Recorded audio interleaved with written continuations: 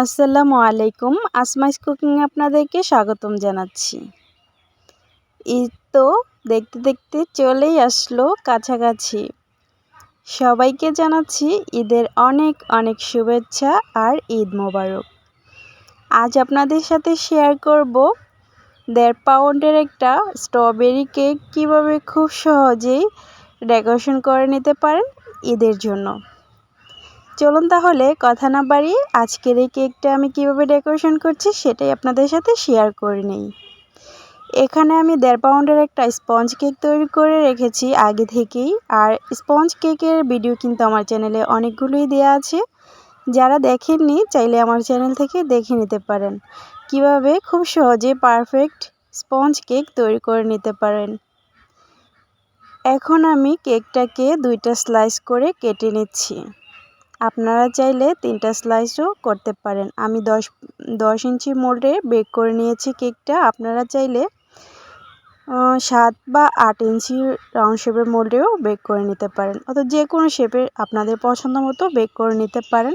তবে যেহেতু এটা ঈদের জন্য তৈরি করে নিচ্ছি, শেপটাও কিন্তু চাঁদের মতোই রাখবো, সেই জন্য আমি রাউন্ড শেপের করেই এই কেকটা তৈরি করে নিয়েছি।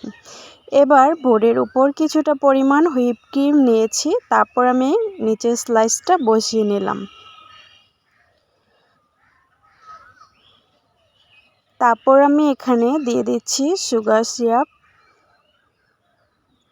আমি 2 টেবিল চামচ চিনির সাথে হাফ কাপ পানি মিশিয়ে খুব ভালো করে চিনিটাকে মেল্ট করে নিয়েছি আর সুগার সিরাপটা তৈরি করে নিলাম।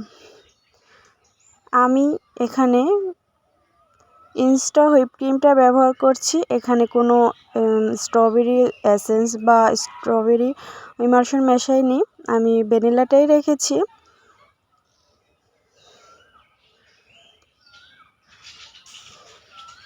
এবার মাঝখানের লেয়ারে খুব সুন্দরভাবে ক্রিমটা দিয়ে নেওয়ার পর সমান করে নিয়েছি। তারপর আমি এখানে ফ্রেশ স্ট্রবেরি আমি স্লাইস করে কেটে নিয়েছি, সেগুলো দিয়ে নিচ্ছি।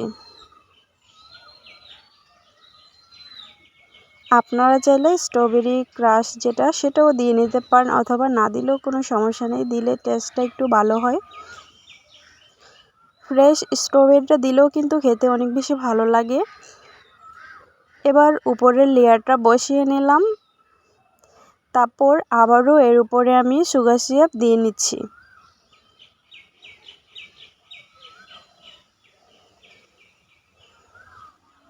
সুগার সিরাপ দিয়ে নিয়েছি খুব ভালো করে। এখন আমি সাইড থেকে এবং উপর থেকে খুব ভালো করে ক্রিম দিয়ে কেকটাকে কভার করে নেব।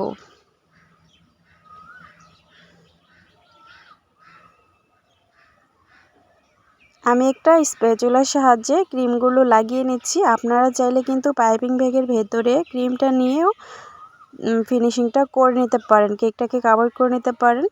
এতে করে তাড়াতাড়ি ফিনিশিং চলে আসে, এভাবেও আসে। তবে একটু প্রথম যারা তৈরি করবেন তাদের কাছে একটু ঝামেলার মনে হতে পারে, ওইভাবে করলে অনেক সহজেই তৈরি করে নিতে পারবেন। আমি একটা ব্রেড নাইফের সাহায্যে খুব ভালো করে ফিনিশিং করে নিচ্ছি। সাইডগুলো দিয়ে প্রথমে ফিনিশিং করে নেওয়ার পর উপর থেকেও আমি খুব ভালো করে যতটা সম্ভব ফিনিশিংটা করে নিচ্ছি।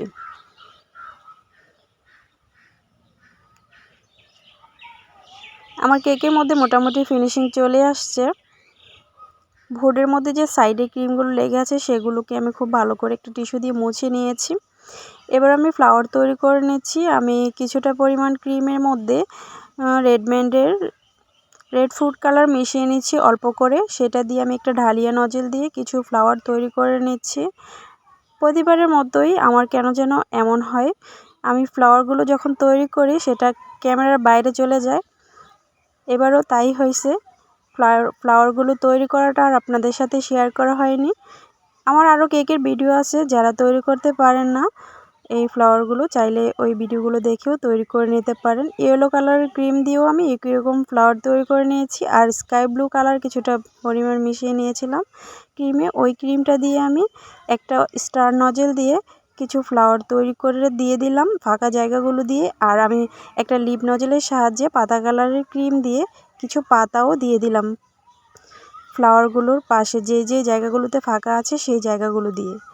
এবার আমি একটা পাইপিং ব্যাগের মাথাটাকে একটু কেটে আমি যে রেড কালারের ক্রিমটা অল্প করে মিশিয়ে মিষ্টি কালারের একটা ক্রিম তৈরি করে নিয়েছি, সেটা দিয়ে এই যে একটু দাগ টেনে নিয়েছিলাম চাঁদের মতো করে, সেই জায়গাটা দিয়ে রাউন্ডটা দিয়ে নিয়েছি। আর আমি নিচের বর্ডারটাকেও একই রকম ক্রিম দিয়ে নিলাম। জাস্ট একটু পেস্ট করে করে টান দিয়ে ডিজাইন করে নিয়েছি। আর এই ফাঁকা জায়গাটার মধ্যে আমি লিখে নিয়েছি ঈদ মোবারক আর 2টা হার্ট করে নিয়েছি। বেশ, আমার কেক ডেকোরেশন কিন্তু এখন একদমই কমপ্লিট। এই পর্যায়ে কেকটাকে আধা ঘন্টার জন্য অথবা 1 ঘন্টার জন্য নর্মাল ফ্রিজে রেখে দিলে এই কেকটা খুব ভালোভাবে সেট হয়ে যাবে আর কালারটাও কিন্তু অনেক সুন্দর হয়ে যাবে। আমার আজকের এই ঈদের কেকটা আপনাদের কাছে কেমন লাগলো অবশ্যই কিন্তু কমেন্টস করে জানাবেন। ভালো লাগলে একটা লাইক করে দিবেন।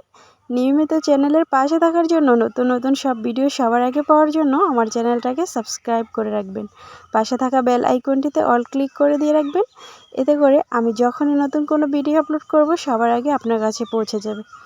আপনারা সবাই অনেক ভালো থাকবেন, সুস্থ থাকবেন। আবারও দেখা হবে নতুন কোনো ভিডিও নিয়ে। আল্লাহ হাফিজ।